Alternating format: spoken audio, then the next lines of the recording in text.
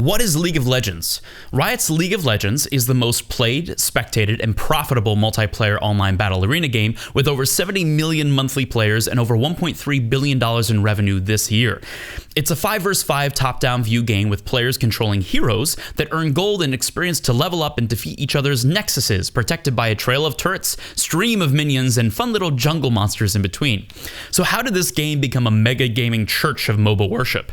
Well, as Dota All-Stars rose to global power in 2005, Brandon Beck and Mark Merrill took notice and decided to launch Riot Games in 2006 in hopes to create their own version of Dota on their source engine. They grabbed $7 million in funding from Benchmark and First Mark Capital in 2008, and then they recruited Dota All-Star modder Steve Feet Ginsu and Dota All-Star Forum creator Steve Mescon Pendragon to ensure they had the top talent of the Dota movement on their team, taking the best parts of the Dota anomaly and its community forum to methodically create a low barrier of entry version of Dota.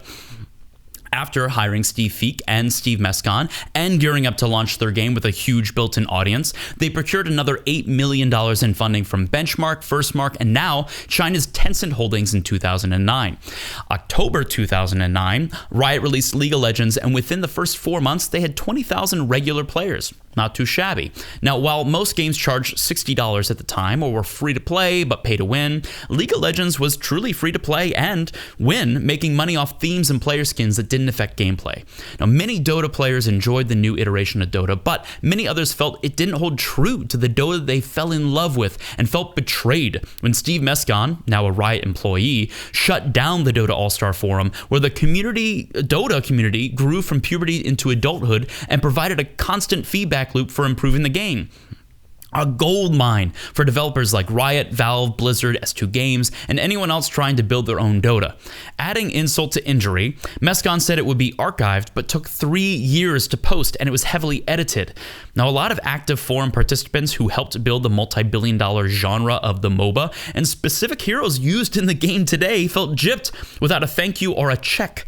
Now, Riot felt really bad as they cried on their way to the bank to cash their $231 million check from Tencent Holdings to buy the controlling share of the company in 2011, as League of Legends player base reached 2 million active monthly users.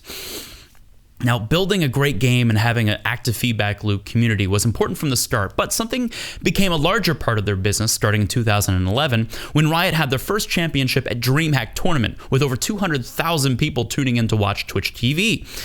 Riot rebuilt their business model with esports in mind and began building an entire ecosystem, starting with the building of League of Legends League Champion Series, regulated teams, seasons, and an annual championship, creating loyal fans, cosplay competitions, hiring shoutcasters that rose from the depths of YouTube, and paying all players involved a base salary, ensuring that players in their bubble could be fully dedicated to their cause.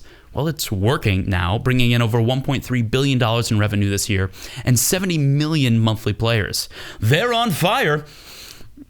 And to help put out those fires of toxicity in chat rooms, visa problems, and technical problems, they hired Jeffrey Lynn to build the Tribunal, an automatic system to reform toxic players, got immigration services to recognize league players as pro athletes, upgraded their servers, relocated them to Chicago for lower latency, and are building network bridges to lessen routing distance and packet loss.